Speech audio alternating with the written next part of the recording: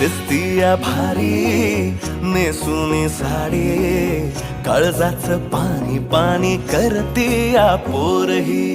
अदा क्यूट वाली गावरान बोली, खट्याळ थोडी माझ्या काळजाची चोरही.